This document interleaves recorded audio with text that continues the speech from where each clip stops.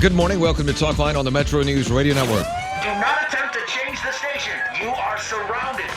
We interrupt this program to bring you an emergency news bulletin. Repeat, this is an emergency bulletin. Keep your radio turned on. Holy smoke. From the studios of the West Virginia Radio Corporation and the MetroNews Radio Network, the voice of West Virginia, comes the most powerful radio show in West Virginia. This is MetroNews Talkline with Hoppy Kercheval. Check set lineup link. Activated Telos telephone. Switch network control from Charleston to Morgantown.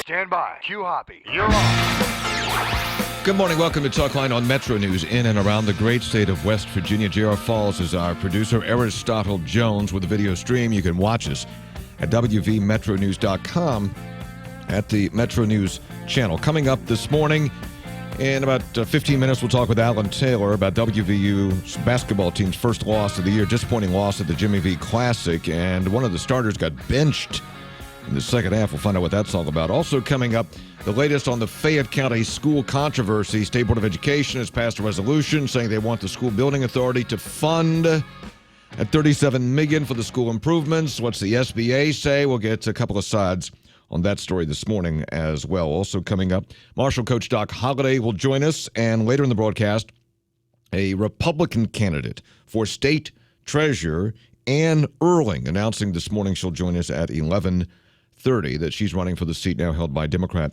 John Perdue. First up this morning, another perspective on the Don Blankenship jury, which last week convicted Blankenship of one of 3 counts in connection with mine safety violations and safety hazards at the Upper Big Branch mine. We heard a lot about the jury being divided 8-4, and that was confirmed by Bill Rose, a juror who spoke with me about the deliberations and the verdict. For a different perspective on that, please welcome Pam Cart. Pam Cart was the jury foreperson at the Blankenship trial. She joins us on Metro News Talkline. Pam, good morning. Thanks for joining us. How are you? Good morning, Hoppy. I'm good. How are you? I'm fine, thank you. You happy to have your life back? Oh, yes, definitely.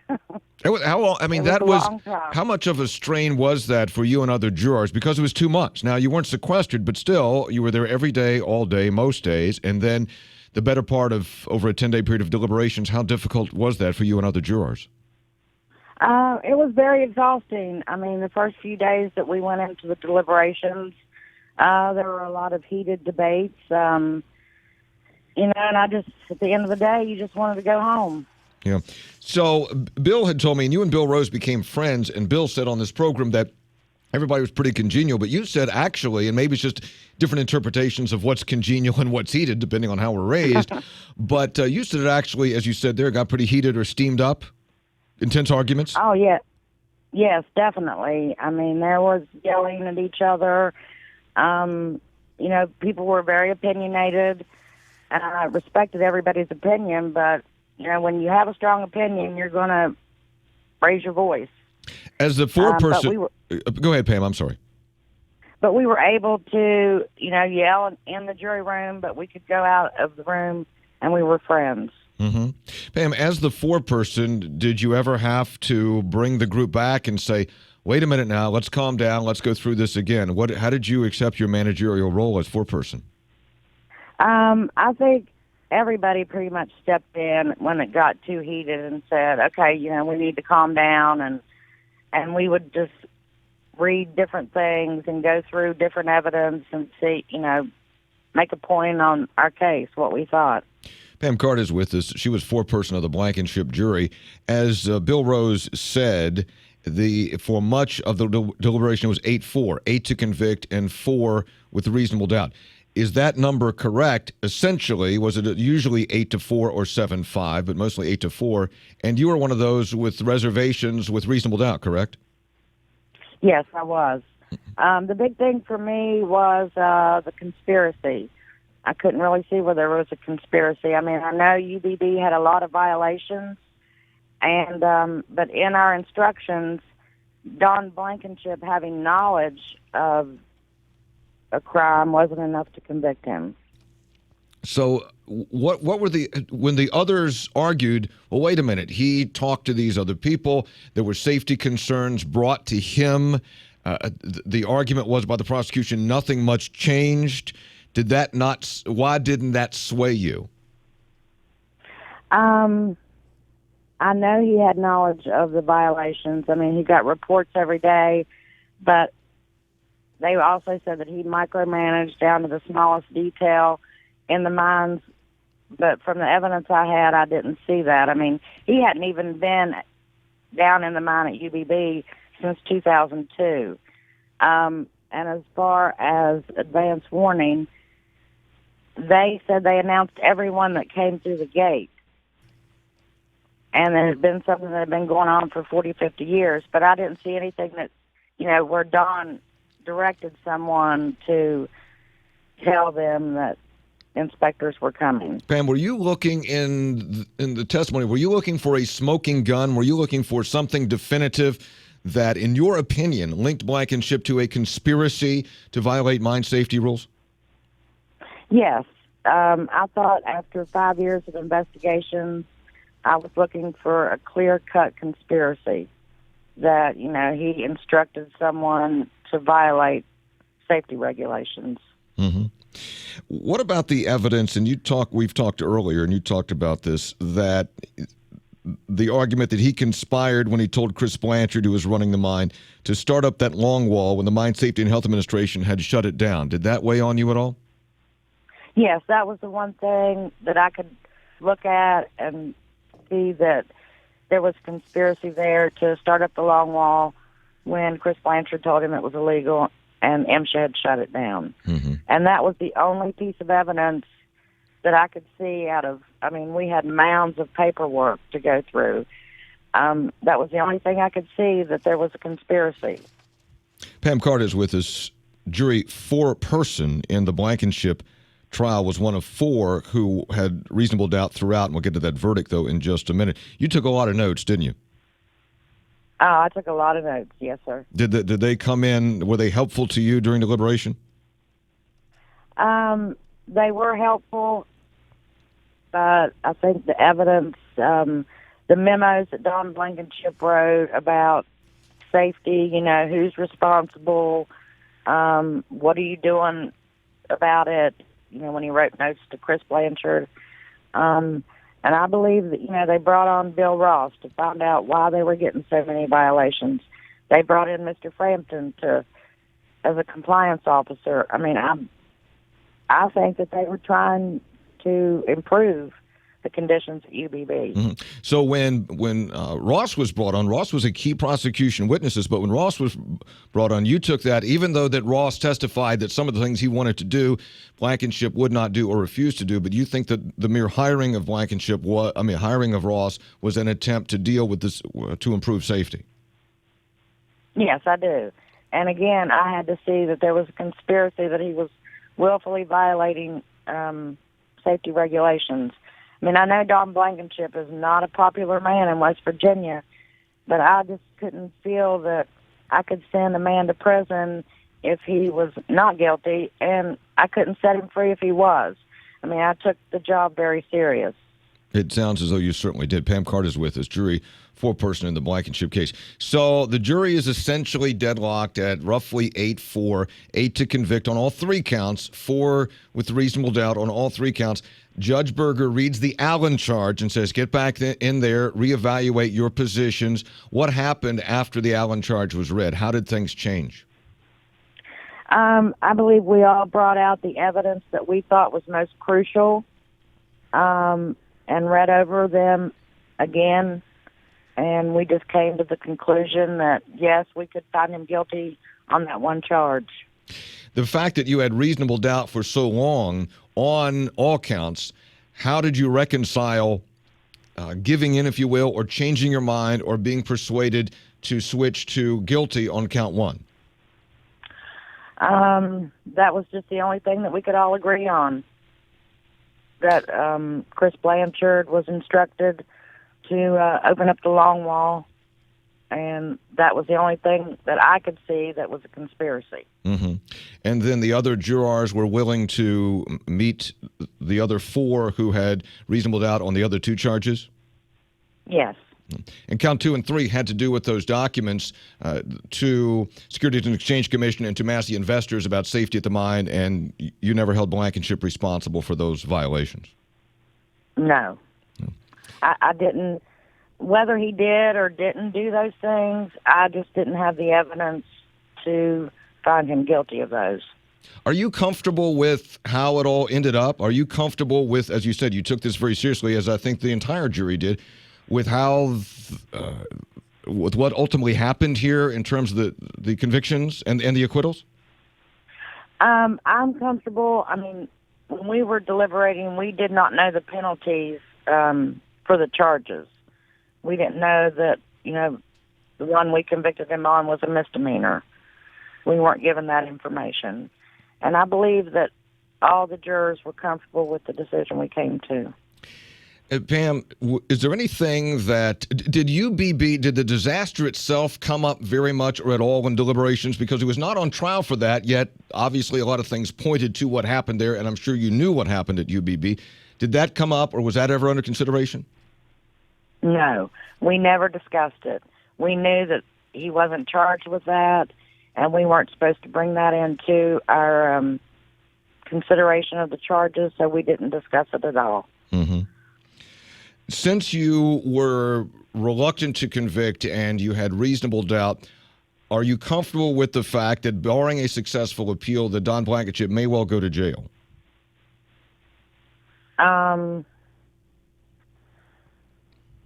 Well, we did find him guilty of that one charge, so if that's what happens, yes, I feel comfortable with it. Pam, also, this was a long trial. This was an emotional ordeal for all those involved, including members of the jury. Is there anything that you would like to say, anything you would like people to know about the process, about the jury deliberations, about yourself in this matter, anything that you would like to get off your chest or say for people to hear about any of this? Well, I just want to say that, my heart goes out to the 29 miners that died in the explosion. And I know a lot of people just wanted to find Don Blankenship guilty. And if the evidence would have been there for me, I would have said guilty, but I didn't find that. And I hope people can understand that, we did, I think, as jurors, the best we could with the evidence we had. Could it have been different if the defense had put on witnesses? Were you surprised there was no witnesses or evidence by the defense? Yeah, I was very surprised. I wish they would have brought in some witnesses. I think maybe it could have, completed the other part of the puzzle that we didn't have.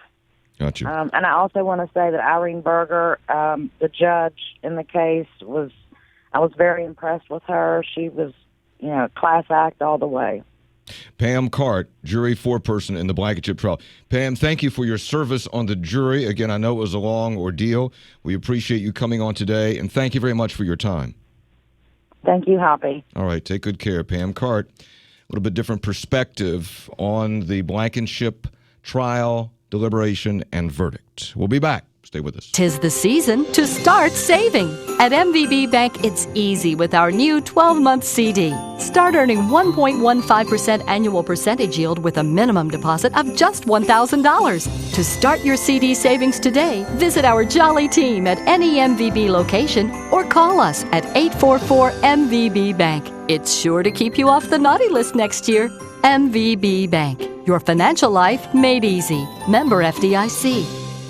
A charity that's close to hearts and close to home. Burlington United Methodist Family Services has been changing lives by preventing harm and providing hope and healing to hurting West Virginia children and families for over 100 years. When you make a charitable contribution to Burlington, you're not only reducing your own tax burden, but helping provide crucial services across our state. Learn more about Burlington and see how you can help today at bumfs.org. Burlington United Methodist Family Services. You know who taught me to use a hands-free device while driving? My mom. She scared me to death all through school, with that phone up to her ear, driving us back and forth. Now that I'm on the road solo, I tell my mom, I'm worried about you. Go hands-free with the phone when you're driving. I do. It's important to set a good example for parents, so when she rides with me, I turn it off, put it down, and just drive. The West Virginia Department of Transportation, saving one life at a time. You're listening to Talkline on MetroNews. For 30 years, the voice of West Virginia. Wildfires burn millions of acres each year. And each year, wildland firefighters like Fire Chief James Hall battle to contain them. But they can't do it alone. A single ember that escapes from a wildfire can travel more than a mile. It can ignite and destroy your home, your community, or more. That single ember can be just as dangerous as the wildfire itself. But you can do something firefighters can't. You can act now to prepare your home and your community for wildfire.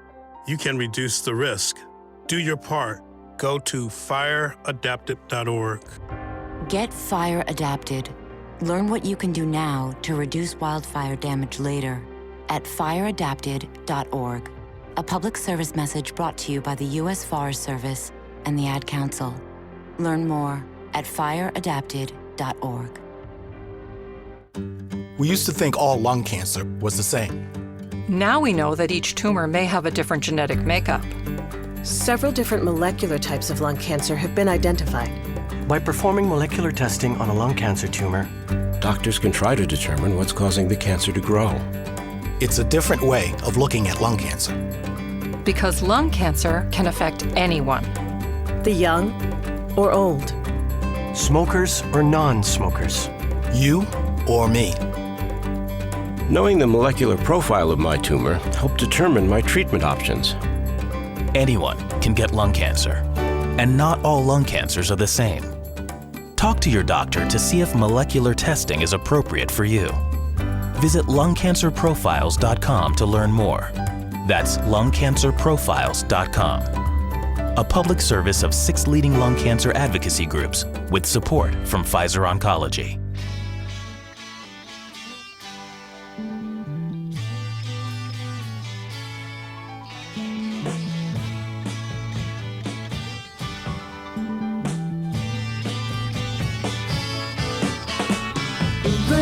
Talkline presented by MVB Bank, your most valuable bank member, FDIC. So I'm watching the game last night, West Virginia and Virginia. West Virginia just controlling the pace, controlling the game at the Jimmy V Classic. Frankly, I went to bed. I was tired. I was doing something else. And then I wake up this morning, Alan Taylor, who's in New York City, and find West Virginia got blown out. What the heck happened?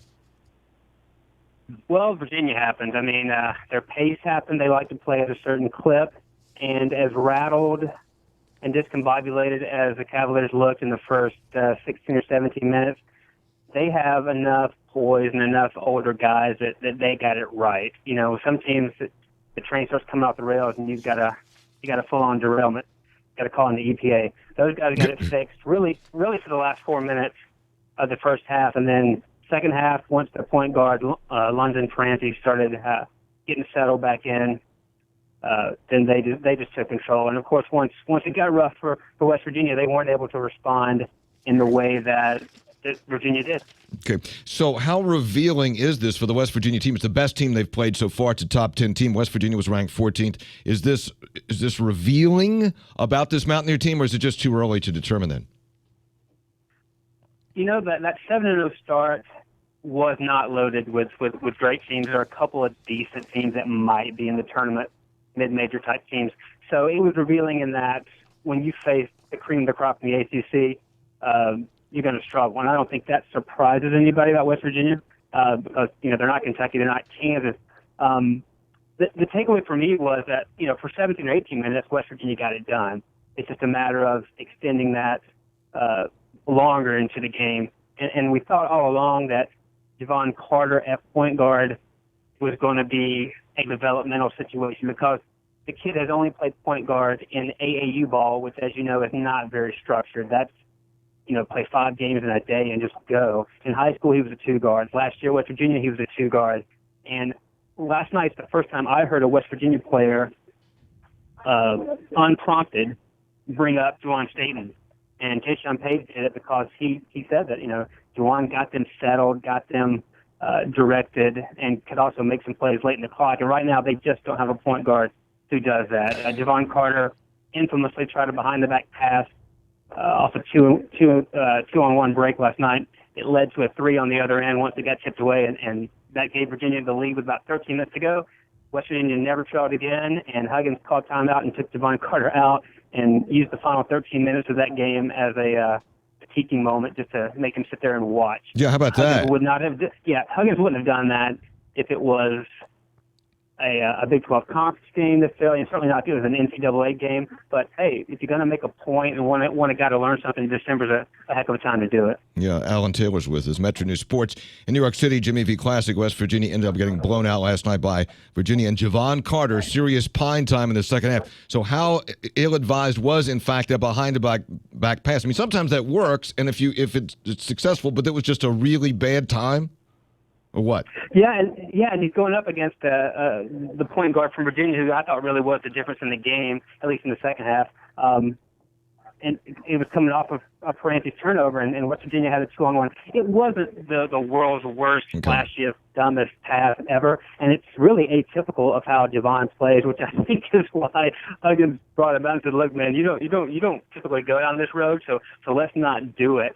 And it wasn't a situation on the bench where Javon was confronting Huggins or sulking or anything like that. He took his medicine, sat right there by Billy Hahn, and watched the whole thing unravel for the final 13 minutes. There's a great picture on the website at wvmetronews.com. Huggins is watching it, kind of, you can tell the thing is over, essentially. He's just sort of watching it. Javon Carter's paying attention, but he's got his sweats on. He's not going back in. And Billy Hahn looks like... I'm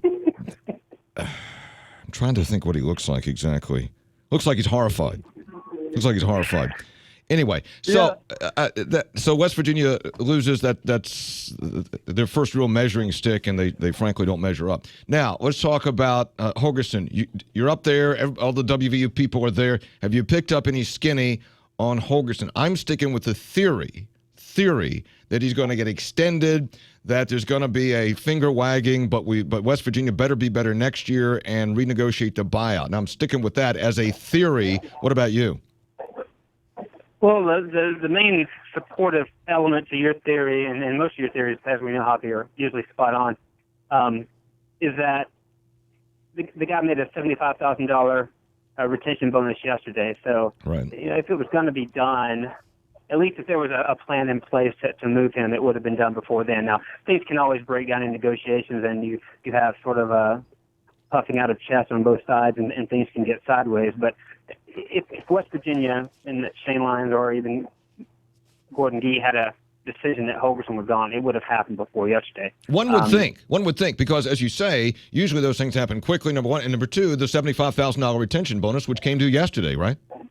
Yeah, I mean, there's no reason to stomach that bill if you know he's going to leave, especially with the buyout you would have been paying him anyway. So, my guess is now you reach, and I don't want to call it uncomfortable, but it might be a little uncomfortable for both sides as you go through the next month and decide, how to categorize what he's done and what his value is now. I tell you, at this point of renegotiation, his leverage is way short of what it was after that Orange Bowl when he basically... AT, I got to leave it there. We'll continue to monitor what you have on this, but you're right. Leverage for Hogs decreased significantly. Talkline on Metro News, Voice of West Virginia. 10:30, let's get a news update. Check in with the Metro News Radio Network. Find out what's happening statewide this hour all across the great state of West Virginia. West Virginia Metro News, I'm Shauna Johnson. Could Dow Chemical and DuPont become one company? Bloomberg is reporting today that merger talks between the two companies are in the late stages, and an announcement of an agreement could possibly come as early as this week. Together, Dow and DuPont, if the merger happens, would be the second largest chemical company in the world. In political news, Republican Ann Yearling, a senior vice president with Summit Community Bank, is expected to announce her run for state treasurer this hour at the state capitol.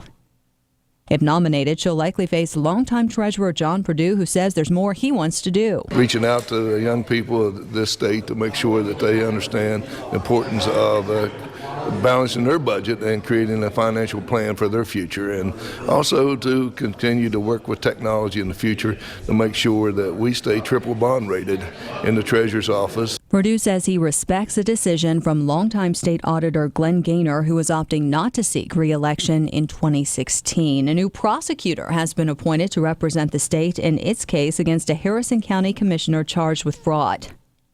Randolph County prosecuting attorney Michael Parker will now be charged with determining what to do with the 4 counts related to falsely seeking reimbursement for county-sponsored trips against Commissioner Bernie Vizzini. You're listening to Metro News for 30 years, the voice of West Virginia. I'm Chris Lawrence, and I love it when you send me pics of the game and fish you've bagged. I show them off at the outdoors page of WVMetroNews.com in the Ram Trucks Trophy Room. But now we've stepped it up a notch. Each month from now through January, we'll have a random drawing of those who send us a picture for really cool prizes. See how to enter and submit your trophy pics at the outdoors page of WVMetroNews.com. Make it a tasteful photo, and if it's a trophy to you, it's a trophy to us. The Ram Trophy Room at the outdoors page of WVMetroNews.com. Hello, this is Governor Earl Ray Tomblin. If you or a loved one is struggling with substance abuse, you can find help and hope in West Virginia. Call 1-844-HELP-4WV. Call line counselors stand ready to connect you with the services you need. Begin the road to recovery today. Call 1-844-HELP-4WV or visit help4wv.com. The Chief Justice for the State Supreme Court says members of the Juvenile Justice Commission, first created in 2011, are making real changes. When this group was first formed, I sat down with them and I said, look, I don't want this to be one of those committees that goes around and has a few study groups and issues a real good-looking, high-quality, printed, glossy report that sits on some shelf. Chief Justice Margaret Workman says that has not been the case. On Tuesday, she announced the appointment of Putnam County Circuit Judge Philip Stowers to the commission. From the Metro News Anchor Desk, I'm Shauna Johnson.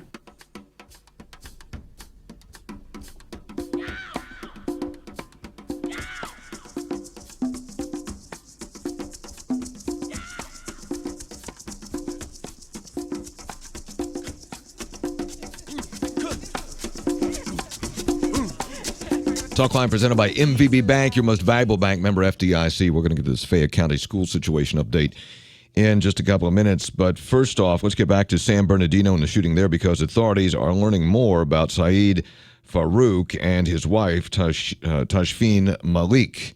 And in San Bernardino, following that story, is Gernal Scott. Gernal, what additional have reporters learned about these two and maybe some assistance that they had? Yeah, there are plenty of things that are coming out now. We're learning that this particular terror attack last week may not have been the first attack on Saeed Farouk's radar. They're saying they're looking into reports that he attempted to plan something 3 years ago in 2012 with another unidentified person.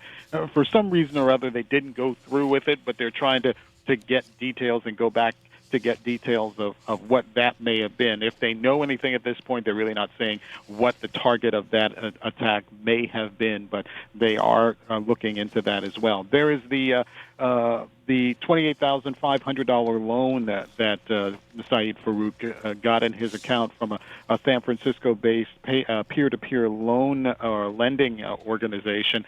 They say that money could have gone to financing several aspects of this terror attack last week, including more ammunition, more bomb-making materials, even down to the vehicle they used to get to the inland regional center in San Bernardino. And they're also talking more about, you talked about assistance.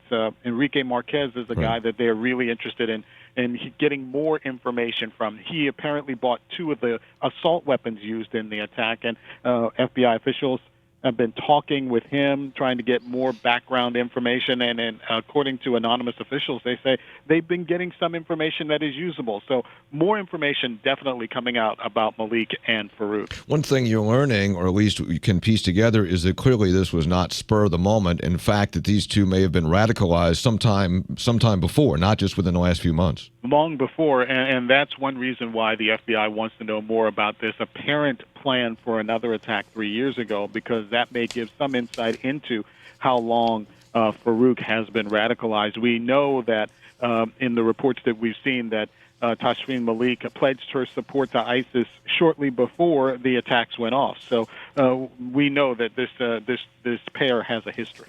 Gernal Scott, Fox News Radio in San Bernardino. Gernal, thank you very much. We appreciate the update. Absolutely. All right, man.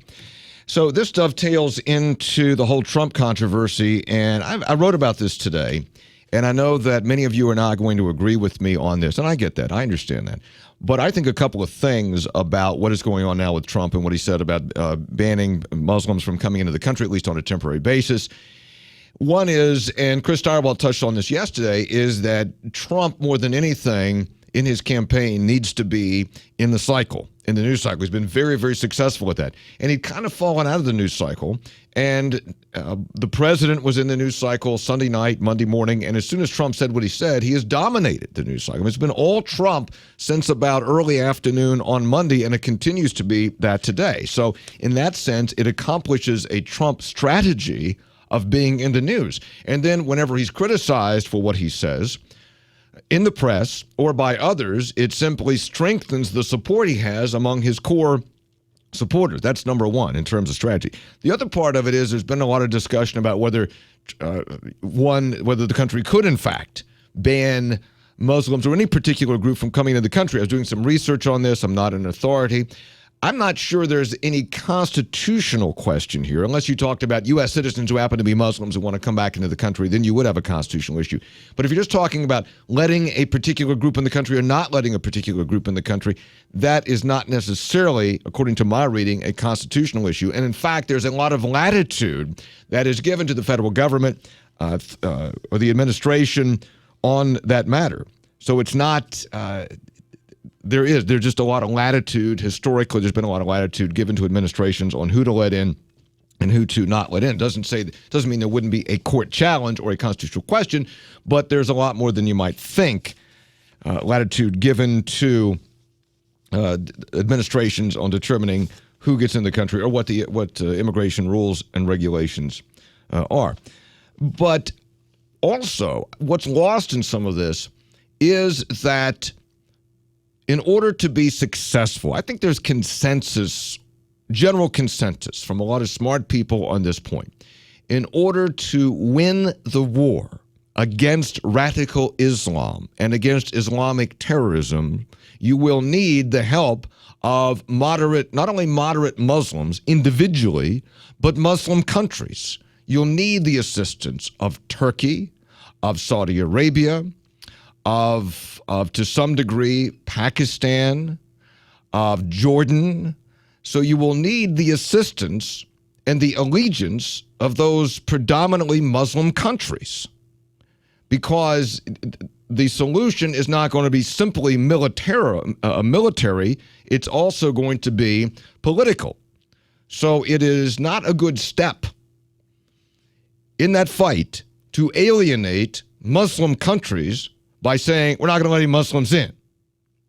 So I think that's a fundamental mistake in the war against terror.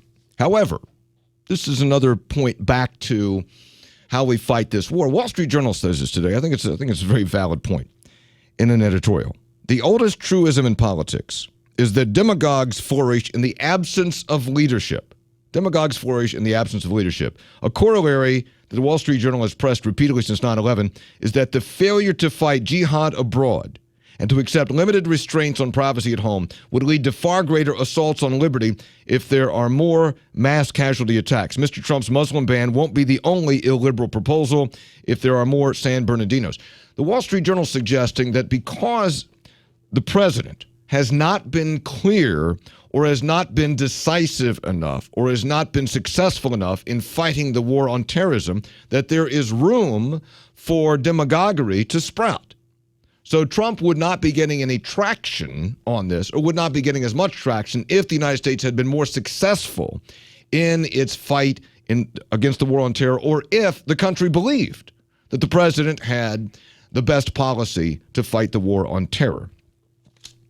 Also, I wrote about this today, and I fundamentally believe that it is. I thought that Paul Ryan, the House Speaker, really nailed it yesterday when he came out and spoke against what Trump's plan is, and you know there's going to be Democratic rebuttal against it, but what Republicans are going to come out and speak against it, and Paul Ryan I think really nailed it, because he said that Trump's idea is not a conservative idea, and it is also not an idea in keeping with American principles. I agree. We'll be back. Stay with us. West Virginia has balanced its budget on the back of the coal industry ever since we became a state 150 years ago. Historically, the coal industry and coal-fired electric utilities have accounted for over 60% of all business taxes, while high-energy wages contribute a disproportionate share of income taxes, and coal severance dollars sustain important programs in all counties. All told, the industry infuses over $26 billion to our state's economy. Coal alone has paid down nearly $1 billion of the state's workers' compensation debt. Consequently, all state businesses have experienced major reductions in workers' comp benefits. The coal industry has always supported our people and our economy, but it's under attack from the Obama administration and the EPA. It's fighting to survive. Coal taxes in West Virginia are higher than our surrounding states. We're losing coal markets to our neighbors. Let's get our mines and coal miners working again. Support a reduced tax rate for mining, paid for by West Virginia Coal Association. Stupid pipe! Oh no. Honey, are you all right? There's a time and a place to do things yourself, but there are some things that should be left to the professionals. When it comes to building your dream home, remodeling the bathroom, rewiring the kitchen, or fixing the furnace, you need the best help and the best materials you can get. That's when you need to go to the Home Builders Association of West Virginia. Their members are skilled professionals and retailers specializing in your home. It's your home. Don't settle for anything less than the best. Contact the Home Builders Association of West Virginia online at hbawv.org for a list of licensed professionals and suppliers in your area. Go to hbawv.org today. This message brought to you by our marketing partners, Lowe's of North Central West Virginia, Brick Street, 84 Lumber, Federal Home Loan Bank of Pittsburgh, ProBuild, SJ Neathog, Valcon, Wincor, and West Virginia Housing Development Fund. The Home Builders Association of West Virginia. Go to hbawv.org today. A study from England shows that men spend more time each day looking at themselves than women. Well, believe that study or not, the point is we all want to look our best all the time. Well, the same holds true for businesses. We judge businesses, in fact, by their look. At Pikewood Creative, we produce videos and commercials that make businesses look their very best. And you know what? It improves their business. They get more customers and clients. If you'd like your business to look better, then check us out at pikewoodcreative.com. This is Talkline on Metro News. For 30 years, the voice of West Virginia. We used to think all lung cancer was the same. But now we know there are several different molecular types of lung cancer.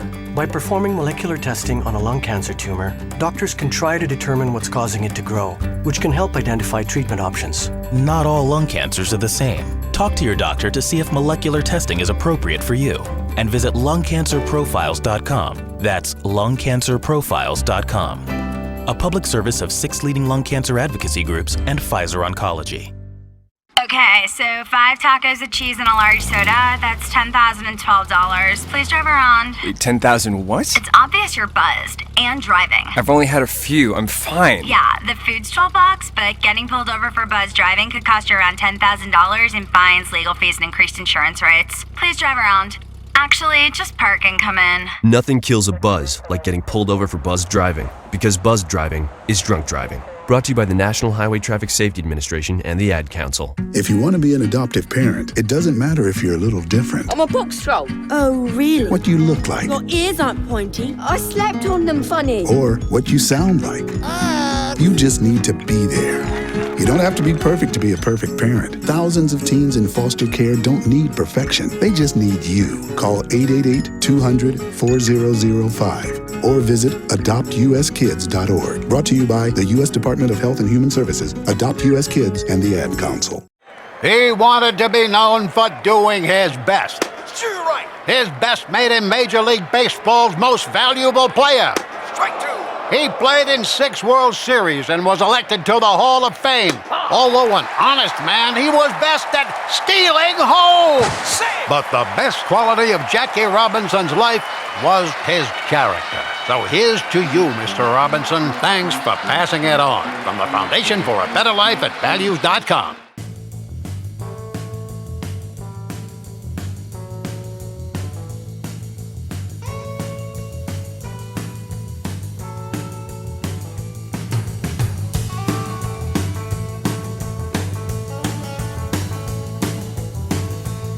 Talkline on Metro News. Talkline presented by MVB Bank, your most valuable bank member, FDIC. Email from Gene Hoppy. The outpouring on Trump's statement that is received based on the overreaction, Gene says, I have to wonder if there's not a conspiracy against him, especially considering how often he's misquoted. I don't know about a conspiracy, but I'll tell you this.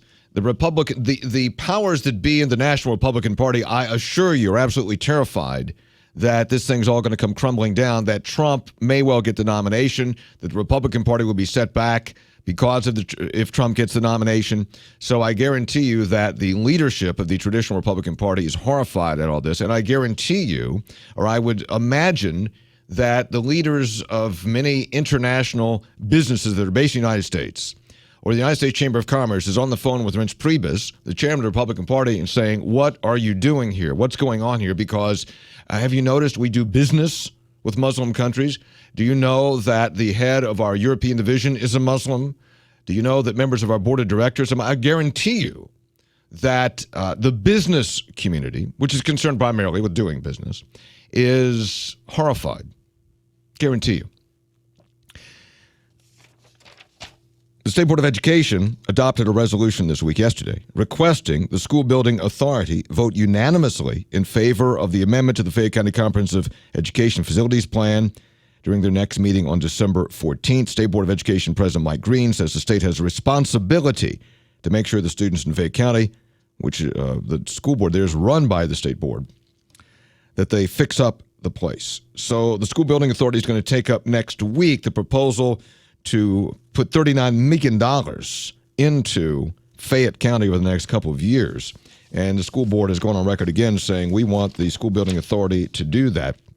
David Sneed's Executive Director of the West Virginia School Building Authority joins us on MetroNews Talkline. David, good morning. Thanks for joining us. What is your reaction to the State Board of Education essentially saying to the School Building Authority, we need you to adopt the Fayette County plan? Good morning, Hoppy. Good morning. Our authority's been looking at this very seriously, even without the resolution, of course, but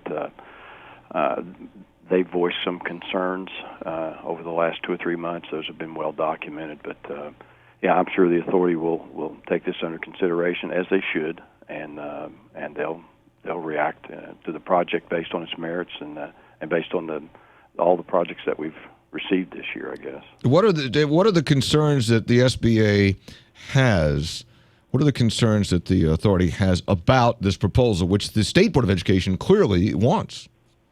Well, the State Board of Education has been in Fayette County for 5 years, so they want I would have imagined they would want a quick fix, although it's been 5 years now and we haven't fixed anything down there, and I'm sure the people in Fayette County are becoming frustrated, and I'm sure the State Board's pretty frustrated with the situation as well. Our concerns that at least our authority have voiced to us as a staff and asked us to follow up with information is that is there broad-based support for this plan? We've received very much mixed reaction to the plan. They're concerned about the travel.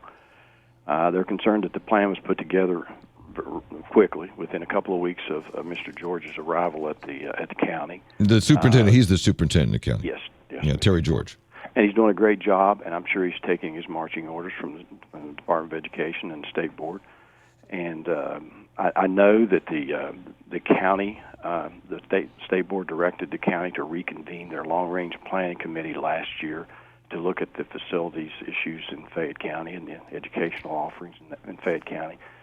And they did that, and they came back with a plan that they voted on, the citizens voted on, and they supported. And it was a 2-school plan, actually. And then immediately upon the arrival of the new superintendent, the state board approves a plan that does not go along with what the citizens came up with themselves. So the authority has a long history of, if we support projects that people in the counties do not support, the projects usually fail. The money usually comes back. There's litigation. There's all kinds of issues that come up, and we can't afford to tie up SBA monies in a project that other people can use that money and they're ready to go. And this is a big number. This is $39 million. That's a big number. It's It's nearly double the amount we've ever given any county at one time in the past. So that's and that was the initial problem, I think. And the initial request was for $52 million, And that was a total sticker shock, I'm sure, to the authority, as well it was for the staff. The other concern here that we have is we've been, for the last 12, 15 months, we've been talking with county superintendents. We've met with superintendents on several occasions. We've sent out memorandums, and we've asked everyone, before you, as you're contemplating a project, call our office, work with our staff, and let us help you through that process. We're not trying to select the project that you want to submit, but if you give us your ideas, what you want to do, and we'll help you put whatever project you want to put together. We'll help you put that together. And in this case, we were called and said, "This is our project, and this is what we're going to submit to the school building authority."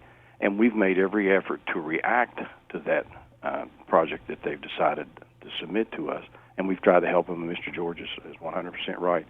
We helped them with an idea on some lease purchasing to lower that number from $52 million, because that was just a deal breaker right there, and 39's quite a bit of money. But we have been trying to work with them in reaction to the project that they've selected and make the best of it. David, let me put words in your mouth and tell me if you want me to take them back. The school building, many on the school building authority believe that this thing has been going on in Fayette County for years. The school building authority has allocated money periodically that has actually come back because there was no consensus in Fayette County what to do. The state has been in Fayette County for 5 years, and now the state comes in and go, "Oh, okay, here's our new plan," even though it's controversial in Fayette County, and we want the school building authority to fund it, so get busy and fund it. How about that? Is that a... No, I think you framed the issues there very well, and now it's been dropped in our lap to resolve all these issues at one time, and we're not sure. It may be the correct plan. I'm not, and the superintendent even talked with our authority members in his interview, and he said it may not be the best plan, but it's the plan they have before us. We need to have some certainty that this is the most thorough and efficient way that we can help Fayette County schools get back on their feet.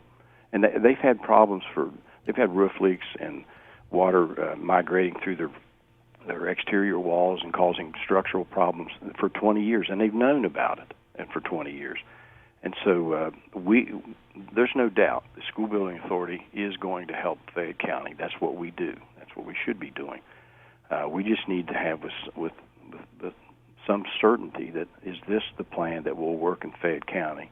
I understand. And we provided nearly $79 million worth of opportunities for funding in Fayette County. The authority has supported that, but $52 million of that has came back because they've rejected a bond or they decided not to follow through with the project. And I'm not saying that that's what might happen here, because I think there's more support now in Fayette County to do something. But the question is this the thing to do? David Sneed, Executive Director of the West Virginia School Building Authority. School Building Authority meets Monday. Going to take this up Monday, right? Yes. All right. Very good. David, we appreciate it. We'll watch closely, and I appreciate your time. Okay. You're welcome, Hoppy. Thanks a lot. Good to talk to you. Quick break. Right back. We're in the spirit of giving at MVB Bank this year, and our gift to you includes awesome CD products at great rates, like our 58-month 2.12 annual percentage yield CD. You can start saving today with a minimum deposit of just $1,000. Hurry in now and avoid the holiday rush. This is a present that keeps on earning year after year. MVB Bank, your financial life made easy. Member FDIC. Visit us at mvbbanking.com. In this season of giving, consider donating your used vehicle to Good News Mountaineer Garage. You'll get the best tax deduction possible and the satisfaction of knowing your donation changed the life of someone in need. Good News Mountaineer Garage repairs donated vehicles and provides them to qualified West Virginia families, giving them access to employment, safe, affordable housing, health care, and other vital necessities, and putting them on the road to economic independence. Call 1-866-GIVE-CAR today for Good News Mountaineer Garage. 866-GIVE-CAR. For generations, West Virginia hospitals have cared for our communities in every way, carrying the promise of health, hope, and healing. Just as our families have grown, so have our hospitals, advancing programs to improve the health of all West Virginians. They're the place you turn in your time of need for healing, compassion, and professional care. West Virginia hospitals, generations of community growth for generations to come. A message from the West Virginia Hospital Association online at wvha.org. You're listening to Talkline on Metro News. For 30 years, the voice of West Virginia. A boy born in Joplin, Missouri was fascinated by anything with wheels and a motor. The odds of him going on to fascinate millions with his talent? 1 in 260,000. The odds of this born racer having 157 career top 10 finishes in NASCAR? 1 in 125 billion. But every driver seeks the pinnacle of their achievements. The odds of him winning both the Daytona 500 and the Brickyard 400 in the same year? 1 in 195 million. The odds of a child being diagnosed with autism? 1 in 68. I'm NASCAR driver Jamie McMurray, and my niece has autism. Learn more at autismspeaks.org/signs. Early diagnosis can make a lifetime of difference. Brought to you by Autism Speaks and the Ad Council. Today, my new dad threw a barbecue. Today, my new son and I threw a barbecue. There were burgers and chicken. I burnt everything. The burgers, the chicken, the salad. They were delicious. They were awful. And then we had watermelon. I'm allergic to watermelon. And then we played catch. I broke Mr. Lewis's window, Mrs. Wakeham's window, Mrs. Wakeham's windshield, and then somehow my hand. My hand! And then my dad even let me drive his car. The hospital's on the right! It was a rough day. It was a great day. You don't have to be perfect to be a perfect parent. Thousands of kids in foster care will take you just as you are. For more information on how you can adopt, visit adoptuskids.org. A public service announcement from the U.S. Department of Health and Human Services, Adopt U.S. Kids, and the Ad Council.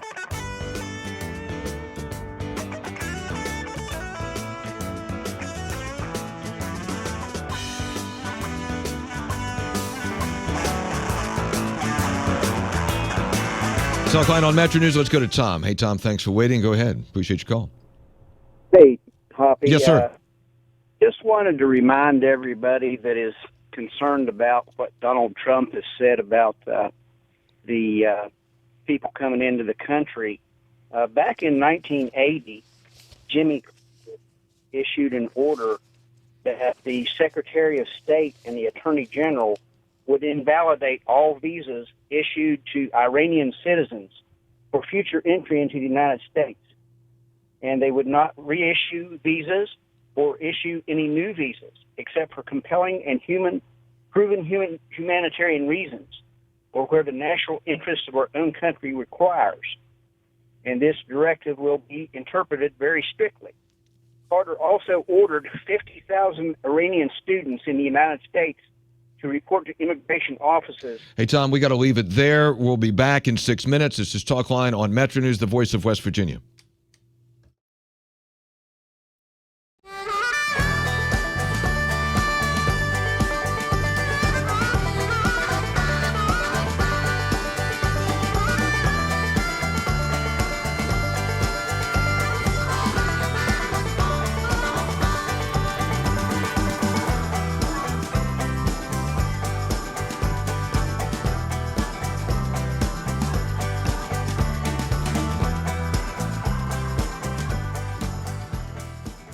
At MVB Bank, we have one simple objective: to give you the very best of everything you could possibly want and need in a bank. That's it. We believe most people just want a really great bank with top-notch products like checking with cash back, nationwide ATM fee refunds, great CD and car loan rates, and more. Together with our awesome team and the convenience of state-of-the-art technology they can count on. It's no extra fluff, just good, honest banking. We're MVB Bank, your most valuable bank. Member FDIC. Almost there. Just 5 more minutes. Almost home. Statistics show that 80% of auto fatalities occur close to home on rural roads. Cops. That's why law enforcement is stepping up rural patrols and cracking down on impaired driving. If you are over the limit, you are under arrest because drinking and driving don't mix. Remember, over the limit, under arrest. This message brought to you by the Governor's Highway Safety Program.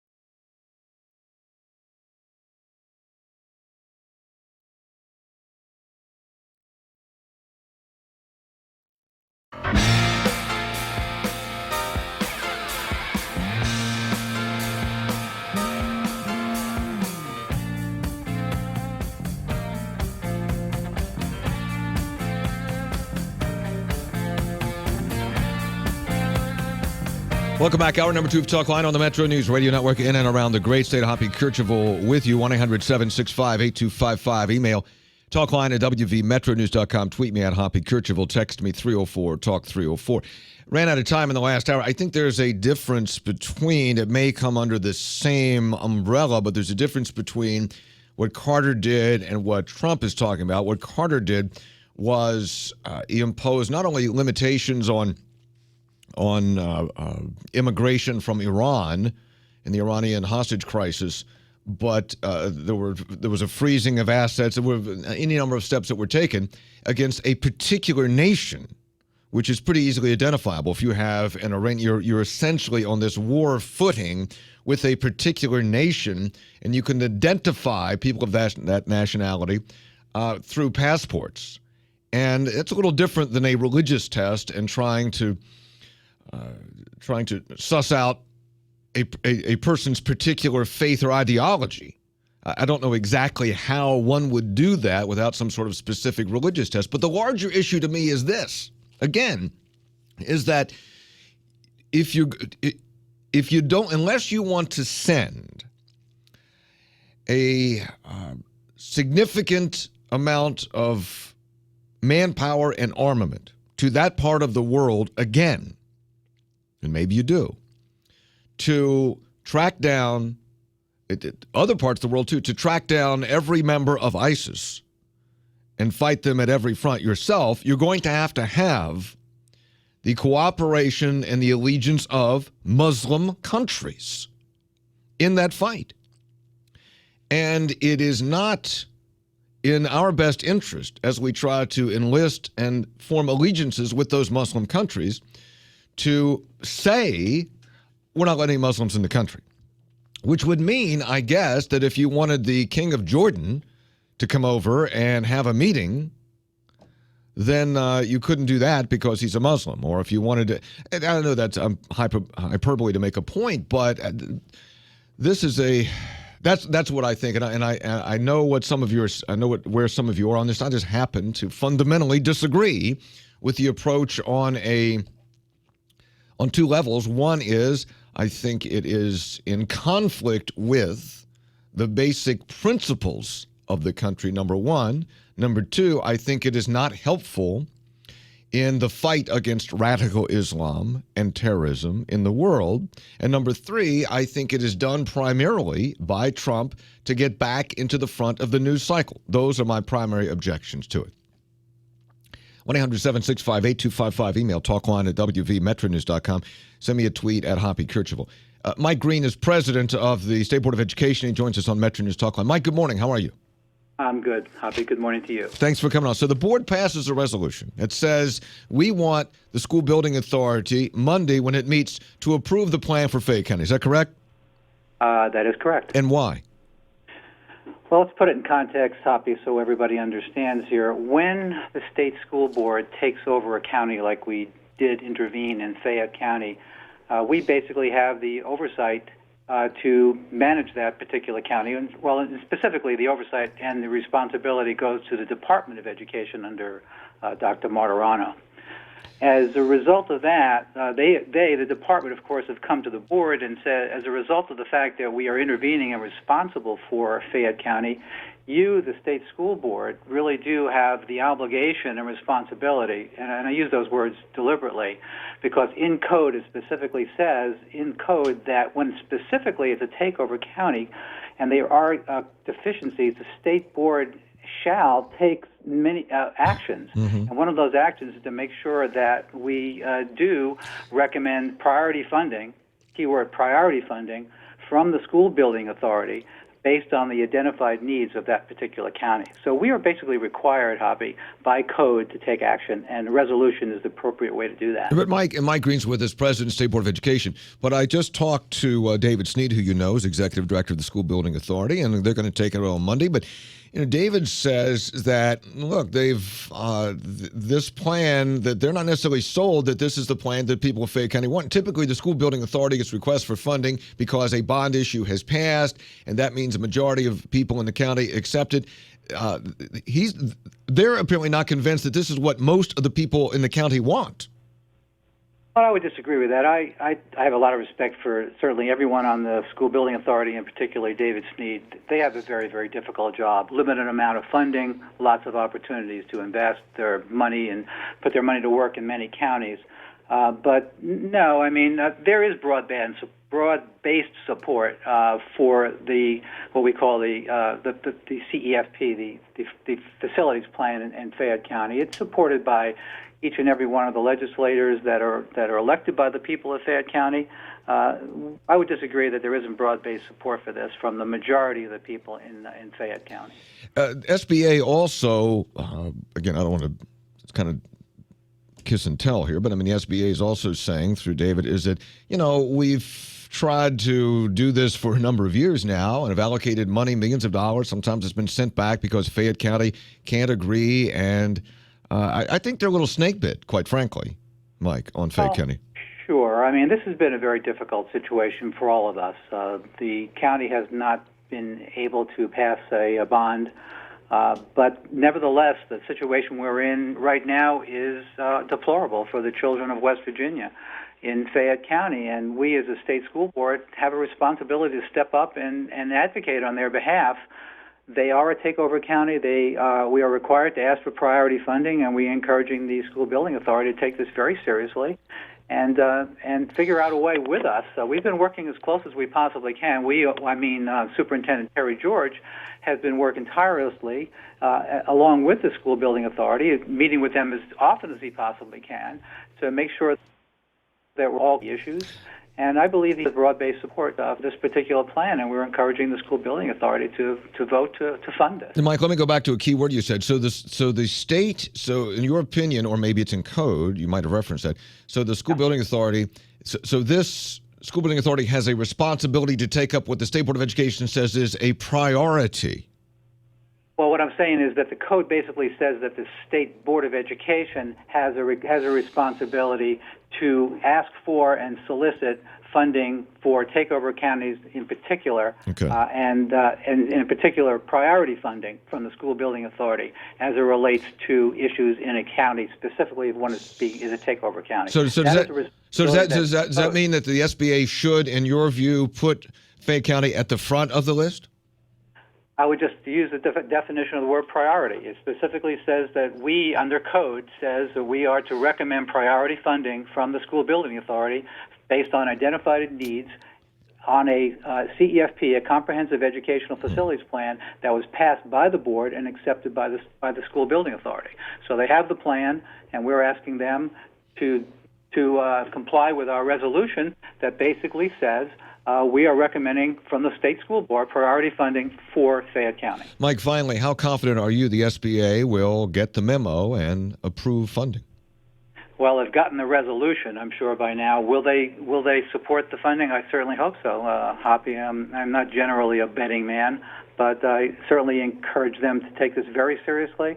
I think this meets of the people, and will make a tremendous improvement in the deplorable condition that exists in some of the schools there in Fayette County. So we completely support the CEFP and hope that the school building authority and its members will provide funding for it. Mike Green, President, State Board of Education. Mike, I appreciate your time. Thank you for coming on today. Thank you. You're welcome, Hoppy. All right, Mike, good to talk to you. Thank you very much. See what happens Monday on that. John in Charleston. John, thanks for waiting. Welcome to Talkline. Yes, sir. How you doing? Great. Glad you called. The reason I called is I sort of agree with Trump, okay? Sort of. Mm-hmm. I'm part Lebanese, and I'm proud of it. And my grandfather and grandmother came from Beirut, Lebanon. And they went to Ellis Island. They did the physical. They checked them out and made sure that they weren't going to do harm to Americans, okay? My grandfather put a bar across his back with suitcases and went up Georges Creek, Campbell's Creek. Probably a lot of people still know him. His name was Chief John. Okay, he sold tobacco, clothing, and that's how he raised 11 children. Okay. All right. No welfare, no station food stamps. The man worked. All right. And he had 5 of my uncles, and my whole family, including me, we all served in the military. Okay, tie this into what Trump is saying, please. Okay, well, I agree with him that we should if they want to come here, go through the same thing that my grandfather did. You can't do like Obama and just let everybody come into the United States. Well, that's not what they're doing. I mean, 2 points. One is, I mean, not everybody gets in. Now there are questions about the visa that the female suspect got and why she wasn't more thoroughly vetted. She had one of those visas that's supposed to be very hard to get, but she had one of those. Now the Congress did yesterday, the House of Representatives yesterday passed legislation that's supposed to tighten up the visa process for some folks coming into this country. Thanks for the call. Let's go to Phil in Huntington. Hi, Phil. What do you think? Hoppy. I think everybody's saying the same thing, only at different ends. Imagine, here's a visual analogy. Imagine the Republican Party being a slinky, or better yet, a caterpillar. Trump's way at the end with his head digging in and pulling, and then slow enough, there's a thump where they catch up to him, thump where they catch up to him. Don't know if the Republican Party can last until it stretches out of shape or breaks in half. But, I've been watching all of the ABC, NBC, and PBS, and they bash Trump, and then the very next story is, well, we're going to work on these visas, we're going to vet the immigrants, and we're going to put all these controls on. I think that they're saying the same thing but different. And the last thing on your comments about keeping the Muslims happy with us, I don't think what Trump's saying is what he is meaning to say necessarily. I don't think we should alienate them. But if alienating them means that they're not going to tell us about their terrorists, then perhaps they should be alienated. Let me tell you what's going to happen here. And you don't want to hear this, and you're going to be in denial about it. This is what's going to happen, is that I got an email about this morning. Democrats are absolutely festive over this, are festive. Because the longer, I don't believe that Trump will win the presidency. It's possible he could get the nomination. It's possible. I don't think he'll win the presidency. In fact, a Trump nomination increases dramatically the possibility of Hillary Clinton being elected. So the National Democratic Party is absolutely joyous over this. And it increases the probability of Hillary Clinton being elected. And probably, and I know some of you want the Republican Party to be busted up because you're tired of the, Beltway Republicans and all that. I think it would be a huge setback for the GOP and the conservative movement in this country. But if that's what you want, you might get it. Thanks for the call. We'll be back when we come back. Doc Holliday, Coach at Marshall's coming up. Hunger, injustice, poverty. We see it, but what can we really do? Where is the hope? The hope is in you, and Catholic Charities West Virginia can help you extend hope, grace, and mercy to the most vulnerable in our communities. They're calling all people of goodwill to serve our brothers and sisters mired in poverty, burdened with disease and injustice. Join with Catholic Charities West Virginia and change a world. Visit CatholicCharitiesWV.org because the hope is in you. Is your business or organization struggling when it comes time to tell your story? After all, your story is what makes you unique. Your story is what makes potential clients and customers draw themselves to you. Unfortunately, oftentimes, those stories aren't told and businesses and organizations remain mired in mediocrity. At Pikewood Creative, we produce videos and commercials in a way that make people take notice. If you need some visual help, then visit us at pikewoodcreative.com. This is Talkline on Metro News. For 30 years, the voice of West Virginia. This is a guided meditation on parenting. Begin by finding a comfortable, relaxed position. Let out whatever stress is in your body.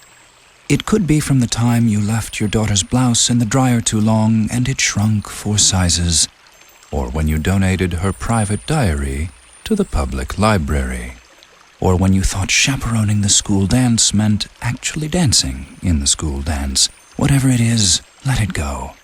The fire you started with that experimental dinner, let it go. The time you drove away from the gas pump with the gas pump, let it go. 3, very relaxed. 2, there you go. 1. You don't have to be perfect to be a perfect parent. There are thousands of teens in foster care who don't need perfection. They need you. For more information on how you can adopt, visit adoptuskids.org. A public service announcement from the U.S. Department of Health and Human Services, Adopt U.S. Kids, and the Ad Council. Just now, another kid dropped out of school. There's one every 20 seconds. Over 200 kids an hour. That adds up to nearly 5,000 kids every school day. If we do nothing, 3.5 million kids won't receive a diploma over the next 4 years. But there is someone who can change that. And that someone is you. United Way knows that kids who have a caring adult in their life are more likely to make it. So make a pledge. Tutor a child who needs help. Mentor a kid who needs someone on their side. Volunteer to read to children. Because the path to success or failure starts long before graduation day. And the difference between a graduate and a dropout could be you. Take the pledge to volunteer now at unitedway.org. Brought to you by United Way and the Ad Council.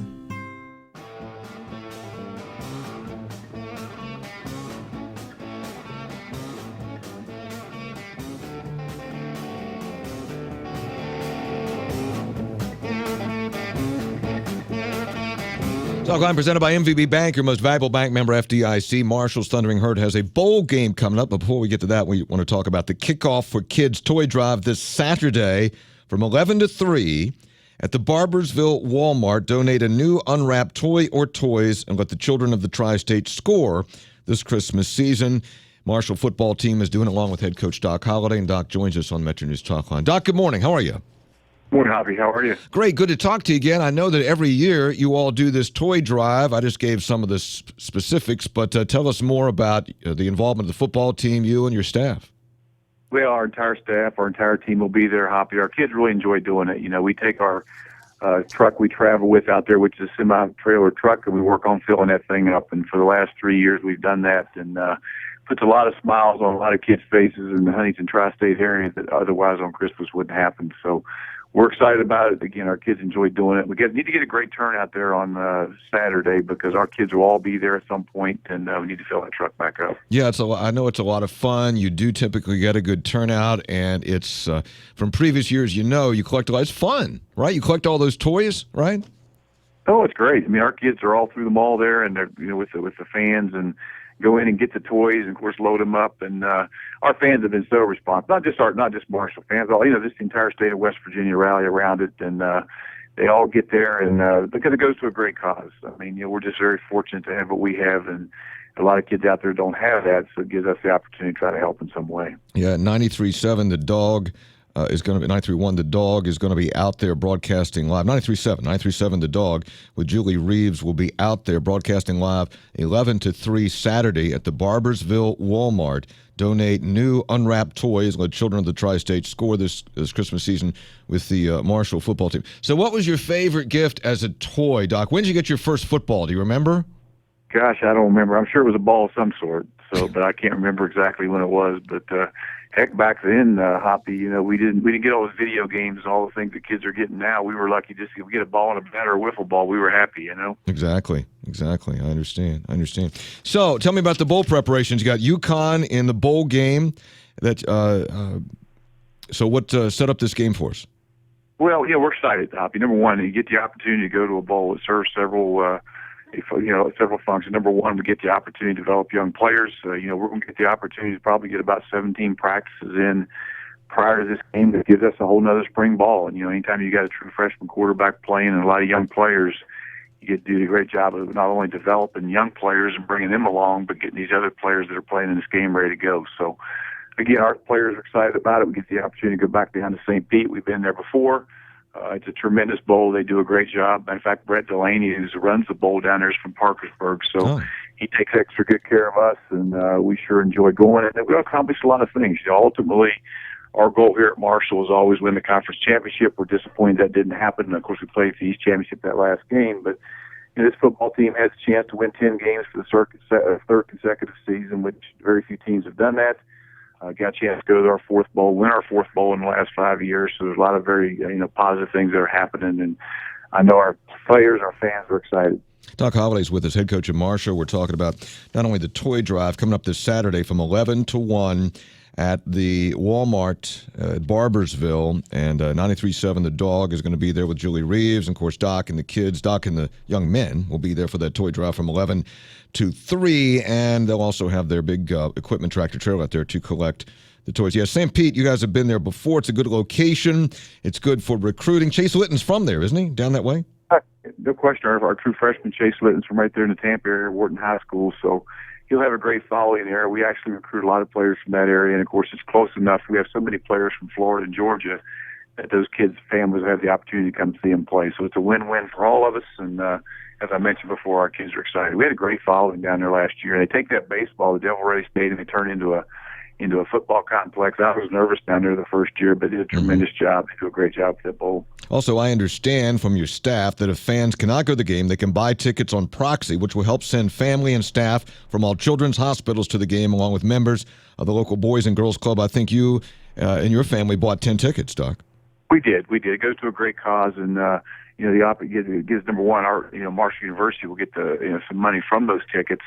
But we get to keep the revenue from those tickets, but we also have the opportunity to send children from that hospital down there, and the Boys and Girls Club will get the opportunity to go to the game. So it's another great cause that our fans can get involved with. And our fans also have to remember, Hoppy, when they do buy tickets, they need to buy them through the Marshall ticket office, because that bowl revenue from those sales goes directly to us. So it's a win-win for us, and buy the tickets, buy the proxy tickets. Let's, again, put a smile on some young people's faces to get the opportunity to experience a football game. Yeah, buy it from the Marshall ticket office, not the bowl office. Doc, could you bring yourself to watch the Conference USA Championship game, or did that hurt you to turn that on? Well, I watched it because, Western Kentucky, of course, we beat Southern Miss pretty good here at home, and I thought it was going to be, I thought Southern Miss was probably the most improved team in our league. They did won 9 games this year, did a tremendous job, got a great quarterback. That Western Kentucky, you got to give them credit. I mean, they got a tremendous team. That offense is as good as any offense in college football, and that quarterback, who's a sixth-year guy, will probably be a first-round draft pick. And they've done a great job with their football team, and they deserve to be where they are. So Doc and his crew will be at the Barbersville Walmart this Saturday from 11 to 3. And it's the Marshall football kickoff for kids. Donate new unwrapped toys. Let the children of the Tri-State score this Christmas season. They've done it for the last few years. 93.7 The Dog with Julie Reeves will be there. Doc, good luck with that Saturday. Hope you have good weather and a great turnout, and it's a great cause. Thanks to you and your assistants and your team for being there on Saturday for those kids. Well, thanks for having me on, Hoppy. Let me share that with all the fans and the people in the state of West Virginia, because we had a great turnout the last couple of years, and it goes to a great cause. We appreciate you promoting that. Absolutely, Doc. Good luck with it. Thank you. All right, buddy. All right, Doc Holliday. So that's nice. They get the truck out there, the equipment truck, and they go out, and they're all out there, so you can go out and talk to the coach and talk to the players, and then pick up a toy, and they try to fill that equipment truck with new unwrapped toys. That's Saturday, 11 to 3 at the Barbersville Walmart. Good luck with that, Doc, and also good luck in the bowl game. We got to take a break. We'll be back. There's more to come. Email from Keith Hoppy. Once again, Hoppy, get on the winning team. Make America great again. Well, I'm on the conservative team. Okay, I try to be on the conservative winning team. This is Talkline on MetroNews, the voice of West Virginia. 11:30, let's get a news update. Check in with the Metro News Radio Network. Find out what's happening statewide this hour, all across the great state of West Virginia. West Virginia Metro News, I'm Shauna Johnson. The president of the State Board of Education says the problems in Fayette County schools cannot be ignored. Fayette County is a takeover county. We have intervened in Fayette County. And as a result of that and the conditions that exist in the schools there, the board feels that an obligation actually by law, to deal with and address these particular deficiencies. Mike Green says that's why the board has unanimously approved a resolution supporting Fayette County's revised comprehensive education facilities plan. Members of the State School Building Authority will take up Fayette County's proposal along with requests for school construction project money from across West Virginia during a Monday meeting. In all, the requests total $149 million. The SBA has $50 million to allocate. Members of the Public Health Impact Task Force meet this afternoon in the capital city. On the agenda, a model for restructuring public health services in the Mountain State. The new chair of West Virginia's Juvenile Justice Commission says that group's work can have lasting effects on the Mountain State. Clearly, we have a lot of other work assigned to us, both in our civil and criminal dockets, but when you change, and I routinely say this in court and at my other juvenile court meetings, when you change the life of a juvenile, you've changed the future of the state. And that's Putnam County Circuit Judge Philip Stowers. You're listening to Metro News for 30 years, the voice of West Virginia.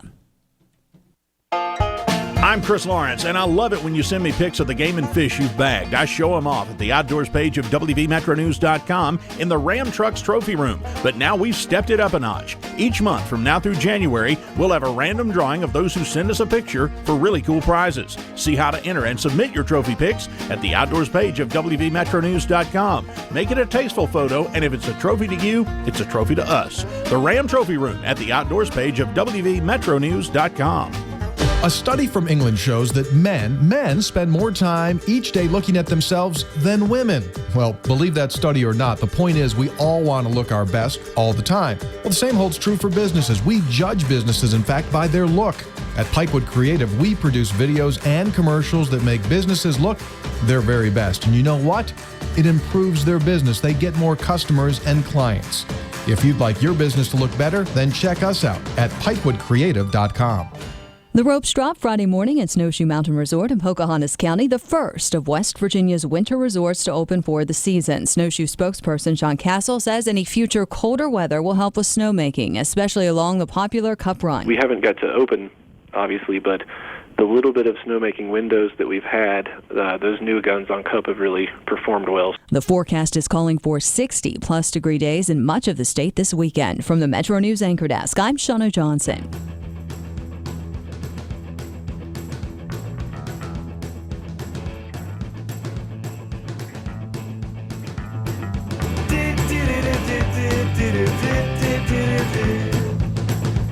Talkline presented by MVB Bank, your most valuable bank member, FDIC. Tweet from Matt Hoppy.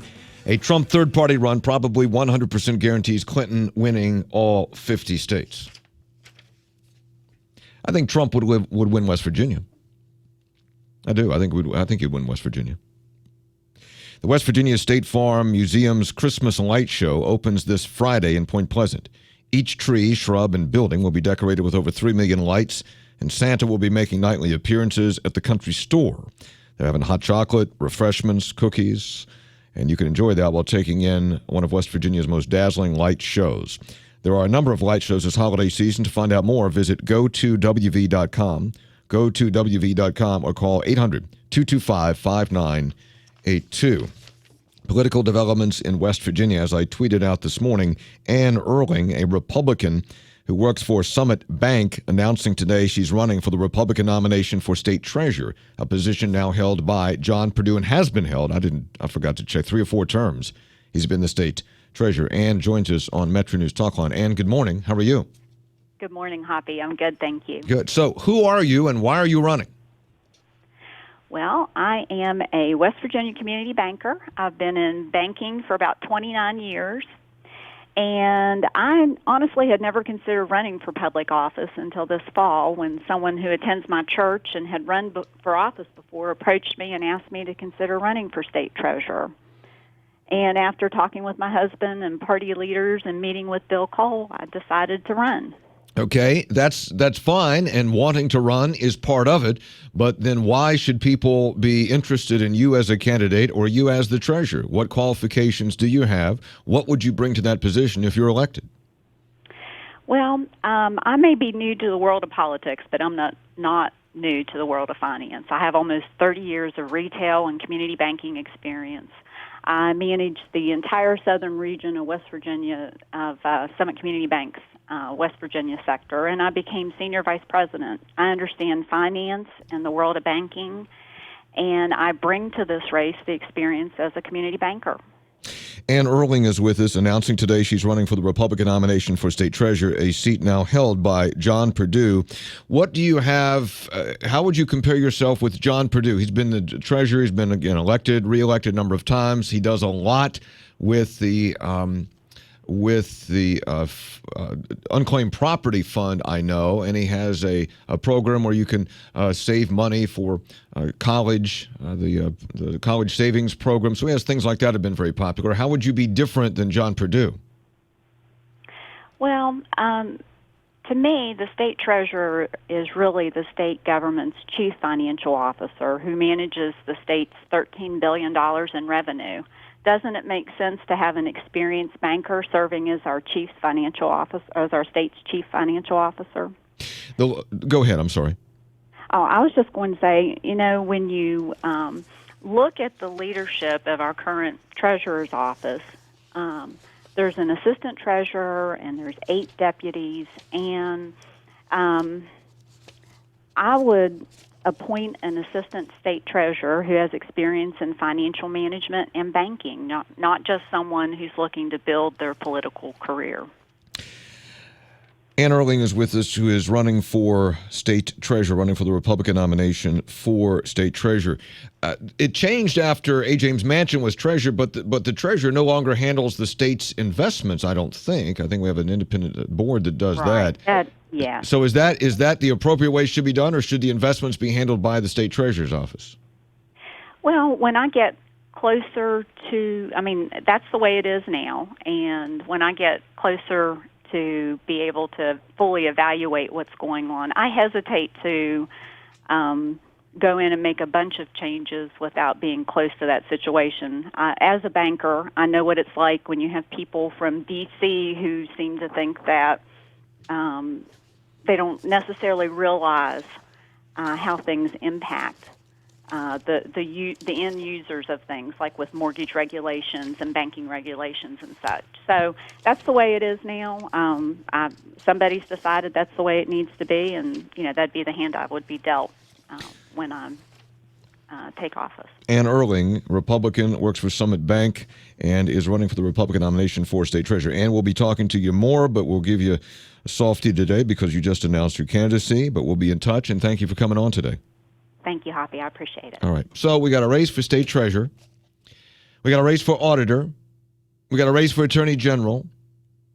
So we got some heat there on the Board of Public Works. And there's going to be a Republican. I don't have it right now. I think it's out there. I just don't quite have it. But there's going to be a Republican running for Secretary of State as well.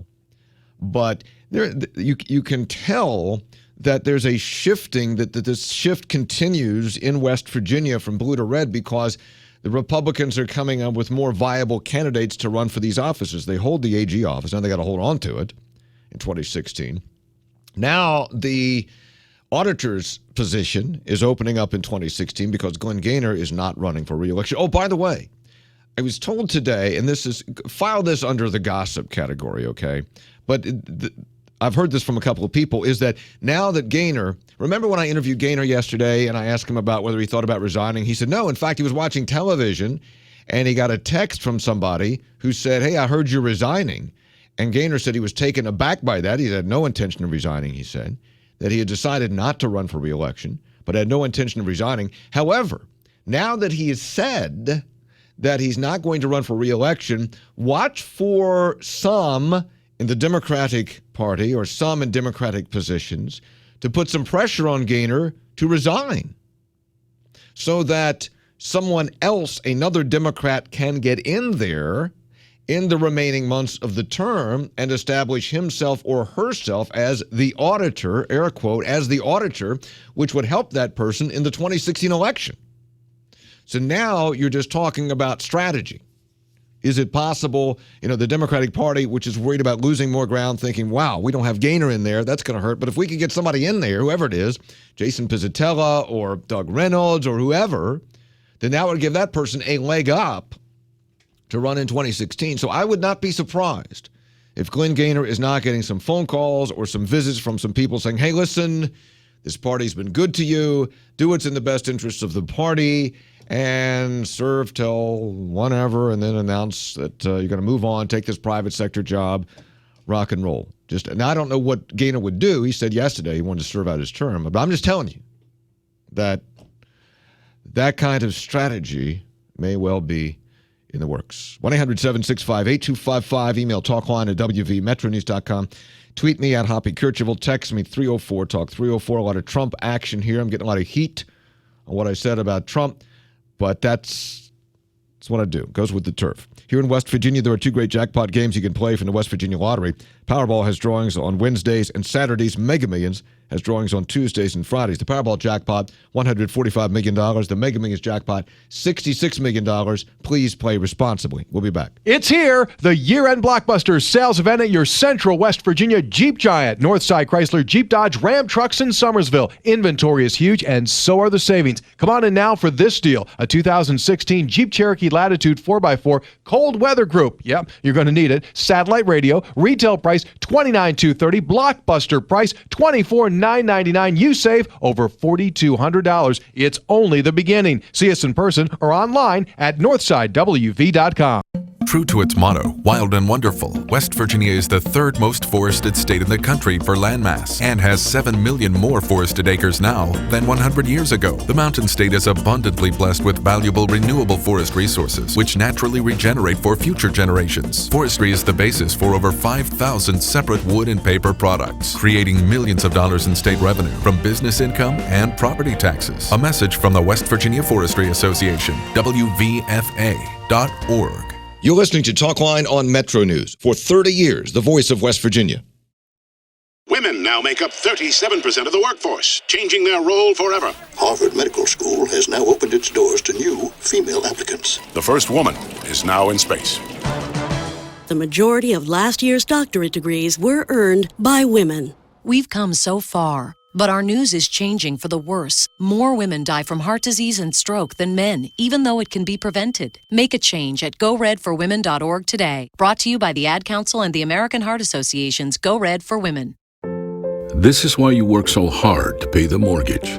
Because home is more than 4 walls and a roof. It's that porch swing on a summer evening. It's everybody over for Sunday dinner. And your family sleeping in their own beds at night. Making Home Affordable is a free government resource that can make paying the mortgage easier. Call 888-995-HOPE or visit makinghomeaffordable.gov. Good night, Mama.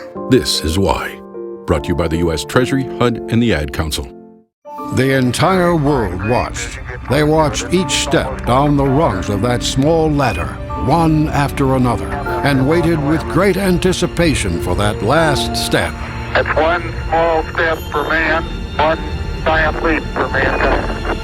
At that moment, humanity saw the impossible become the possible, and today the sky is not the limit. Achievement. Pass it on from the Foundation for a Better Life at values.com. Green light. Hey girl, school zone. I'm getting hungry. Car changing lanes. You want to meet me for pizza? Stop sign. Intersection clear. Yeah, street. Pizza sounds good. Ballin' Street? Girl in Street! It's hard to concentrate on 2 things at once, like texting and driving. Stop the text, stop the wrecks. How will you stop texting and driving? Tell us at stoptextstopwrecks.org. Brought to you by the National Highway Traffic Safety Administration and the Ad Council.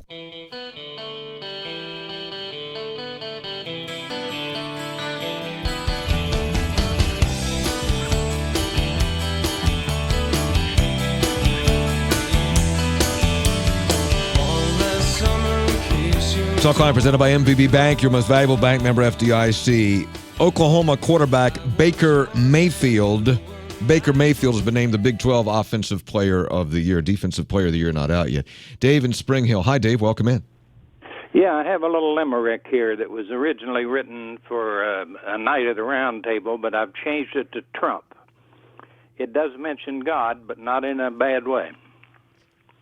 All right. You want to hear? Sure. Why not? Okay, there is a creator called God whose creations are some of them odd.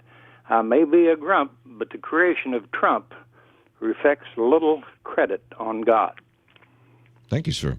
Let's go to Jim in Grafton. Hey, Jim, welcome in.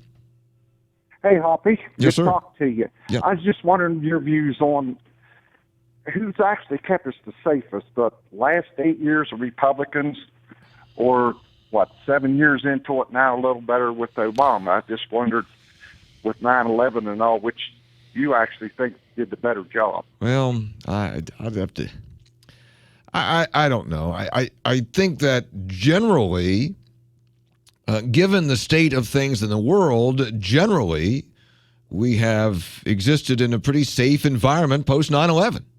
Sure, there have been instances, not instances, that's not a good characterization. Sure, there have been attacks. But generally speaking, the United States continues to be a very safe place where you can travel freely. And so I don't know. I haven't given any thought to who to pin down, like, well, Bush kept us safer than Obama. I don't know. I haven't given any thought. But I appreciate the call. Thank you much. 1-800-765-8255. Email talkline@wvmetronews.com. Send me a tweet at Hoppy Kercheval. Text me 304-TALK-304. I am a believer, though, that one of the soft underbellies of this great country that enjoys extensive freedom and liberty, which I do not want to give up, is that if someone has motivation, if someone has intent, that he or she can do harm. And if there's not, you can't prevent all of those incidents, whether it's somebody has mental issues, whether somebody has jihadist issues, whether somebody has white supremacist issues, whatever it is. If somebody has intent on doing harm, it's illogical to think that all of those can be prevented. Let's go to Lise Wheel, Fox News legal analyst. Lise, good morning. How are you? Good morning. I'm listening to you. I think what you're saying is very smart.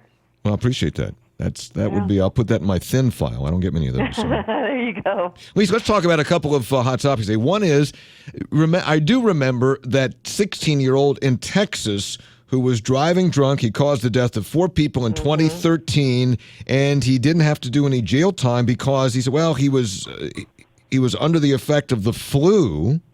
Right? And he got some pretty serious probation. He's not supposed to be drinking or driving. But what has happened now in this case of Ethan Couch? Oh, it's crazy. Let's go back to 2013. All right. Okay, so there's a woman who's pulled over on the highway, and she's stranded, and 3 other people come to help her. This guy, this jerk of a teenager in Texas, driving 70 miles an hour. He's drunk.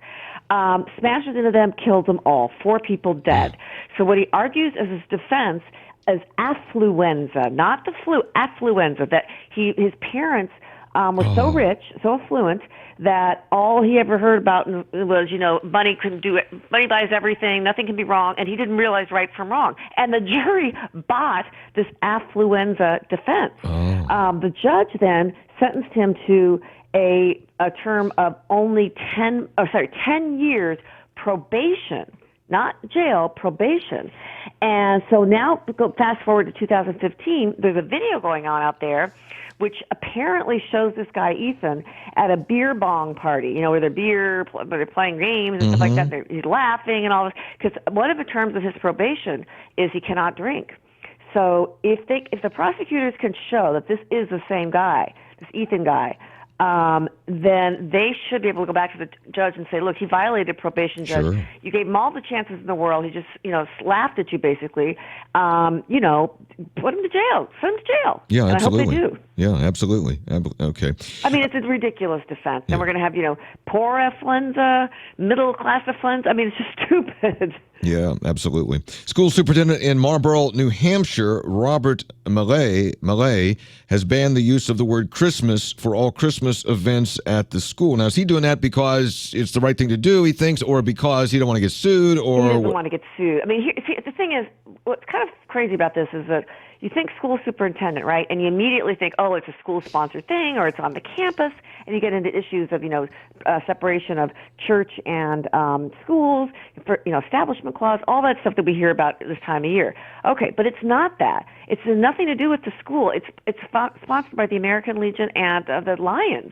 The only tangential tie is that they want to, the American Legion wants to be able to put some flyers up telling the kids where they're going to have this annual Christmas tree lighting, where it's going to be and when it's going to be. That's it. Wow. But he was so nervous about getting sued, I believe that's what it was, so he said, nope, no Christmas, no word of Christmas in this place. Really? But certainly that would pass legal muster, absolutely, wouldn't it? That he did that? No, that you can use the word Christmas. I mean, you're not proselytizing. You're not proselytizing. No, you're not. It's just a flyer saying, hey, this is where, there are a million flyers on campuses, like tutoring services or babysitting, or here's this event, this Christmas tree. They're not, promoting it. They're just, here it is. First Amendment. First Amendment, you can put down what you want to put. So in New York City, at least on your next trip to New York City, when you sit down to have something to eat, and along with calorie information, you look at that salt, you look at the menu, and it says if it's got the salt amount, you got a little salt shaker there. A salt warning. Now, the Restaurant Association is suing the health regulators in New York City. Who's right here? The restaurants are, because look at this. You go in, and I usually bring my lunch into work. I sort of sit at my desk with my lunch. Okay. But, and you go in, if you buy like a burger or something, they're going to put this salt shaker on with this, black triangle around it. Look, salt, last I looked, is legal. So, you're trying to scare people with this kind of tactic. They did it with the soda. Exact same thing. They said you can't have this, go and have this much soda. So what people do is they go, okay, we'll buy 3 sodas. It's silly. Yeah. And that was thrown out by the court saying, no, that's unconstitutional. You can't ban something that's legal. And I think the same thing will happen here. I think it's one thing I actually like when it says the calorie content, the sodium, in little letters. Because then I could look at different things and go, okay, I'll go with this one or that one. But this big black ominous triangle around the shaker, like you're going to die if you eat this, is over the top. You obviously don't know that salt's the enemy. Catch up, Lise. Yeah, nah. Lise Wheel, Fox News Legal Analyst. Lise, always a pleasure. You got it. Have a great day. Good to speak with you. When we come back, the MetroNews High School Football Player of the Year announcement. We're going to break it on Talkline. Not on a sports show. We're going to break it on Talkline. Look around your holiday table this year and think, how many faces are missing because they've had to leave home to find good jobs in more technology-driven, economically diverse states? The High Technology Foundation is working to keep young, educated West Virginians here at home by attracting high-tech companies to our state. The High Technology Foundation is helping build stronger West Virginia families by building a stronger West Virginia, because there's no place like home and family for the holidays. Learn more at wvhtf.org. Hello, I'm your neighbor. Your sister. Your son. Your granddaughter. I was broken, hungry, helpless and hopeless. Catholic Charities reached out to me in hope, faith, and love. They were there in my time of need, and they'll be there for you. No matter how old or young you are, Catholic Charities of West Virginia offers hope, help, and love for all ages. Visit CatholicCharitiesWV.org and find your hope today. Catholic Charities West Virginia is an equal opportunity employer and service provider. You feel a strong desire to help hurting children and families in West Virginia, but you think, what could I do? Burlington United Methodist Family Services has a place for everyone. Folks to help with office duties in their facilities across the state. Professional and business people to help teach youth about their professions. Volunteers for their annual pumpkin and apple harvest festivals. And of course, donations of all kinds. What can you do? Search your heart and go to BUMFS.org today. BUMFS.org. This is Talkline on Metro News. For 30 years, the voice of West Virginia. Attention men under the age of 35. You know what really impresses the ladies? When a guy has a few drinks and later gets pulled over for buzzed driving.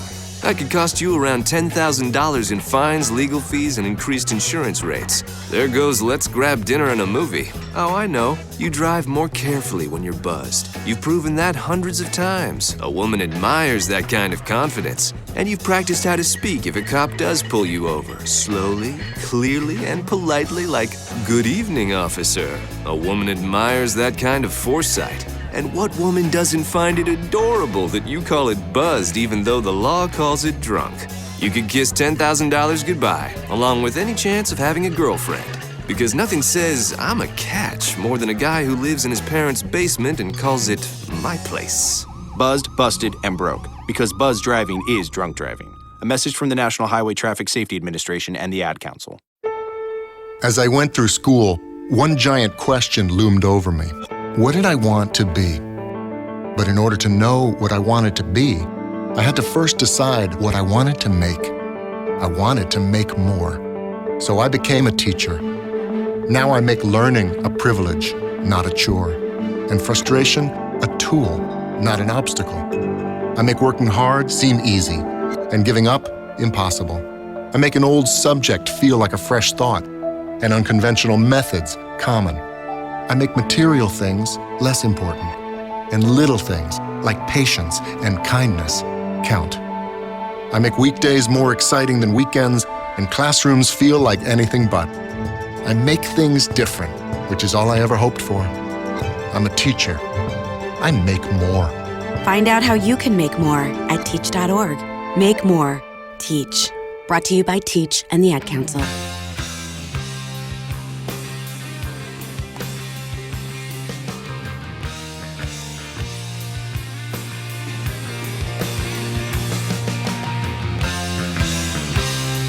Talkline presented by MVB Bank, your most valuable bank, member FDIC. With us is Metro News High School sports editor Garrett Cullen. GC, good morning. Hey, Hop, good morning. All right, so you're going to announce the Metro News High School Football Player of the Year. Do you want to go right to that or your other five? We can go to really the top six. We had 30 voters voting this year for sports writers, radio broadcasters across the state. And what they do, they send in their top pick for Player of the Year, their second pick, their third pick. We add all those up, and we had 19 players who at least received a vote of some kind for the top three.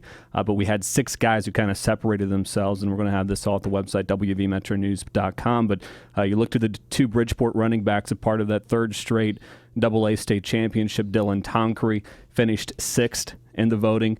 He had a heck of a season with 19 touchdowns on the ground, over 1,500 rushing yards.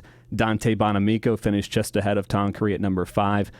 You go to Wheeling Park, and a couple of their playmakers also in the mix in the top 6 as they won their first football state championship. Savion Johnson, the running back for Wheeling Park, finished 4th. And then you had Elijah Bell, Wheeling Park's wide receiver and defensive back, coming in in the third spot. He had 3 first-place votes. And really, this thing came down to 2 players at the end of the day. It was Capital's Tyree Pratt and Point Pleasant's Cody Mitchell, and this was the closest vote that we've had yet. Oh, really? Came down to 3 points was the difference between these two. The winning player had 11 first-place votes. The runner-up had 9. So it's Pratt that finishes in second, just behind Point Pleasant's Cody Mitchell. And you look at what he did during his senior season for the Big Blacks, helping lead them to the Class AAA state championship with a school that really has AA enrollment. They're going to be the 14th largest AA enrollment school coming up next year. But he had 2,332 rushing yards, 178 carries. That's 13.1 yards per carry. All-purpose yards, 3,249 at Point Pleasant's, 6,594. Finished with 51 total touchdowns on the season. Scored 51 touchdowns. Those numbers are freaky. Yeah, they are. And, I mean, he also did several other things. I mean, he punted for Point Pleasant, 40-yard average. He had a couple hundred yards passing, a couple hundred yards receiving, had 5 interceptions, defensively finished with 95 total tackles. So he was really a little bit of everything for them. And a lot of those yards and stats that he put up were in the first half of games because Point built such big leads, and he was out of those games in the first half. So well earned for him. There are a lot of players around the state that you could have made a case for, and I think an example of that is the 19 players that received votes of some kind. But well-deserved for him, and we're going to talk with him and Point Pleasant coach David Darst on the high school sports line tonight, and we'll have more at the website here in just a minute. I'm going to post the story at wvmetronews.com. Cody Mitchell, who is the Metro News High School Football Player of the Year out of Point Pleasant. So he knows. You already talked to him? You already told him? Yeah, we already talked with him. Was he jazzed? His coach. Yeah, he said blew his mind. Blew his mind. Blew his mind. So I like that. You'll talk to him and his coach tonight. Right, it's coming up tonight. All right, on the Metro News High School Sports Line starting at 7:06. Great. And it'll be posted on the website like right now, right? Right now. Now. Hitting publish right now. Hit it now. Okay, I already tweeted it out, so I scooped you. All right, thanks. Garrett Cullen. Congratulations, Cody Mitchell. See you tomorrow. This has been Talkline on Metro News. Metro News is the voice of West Virginia.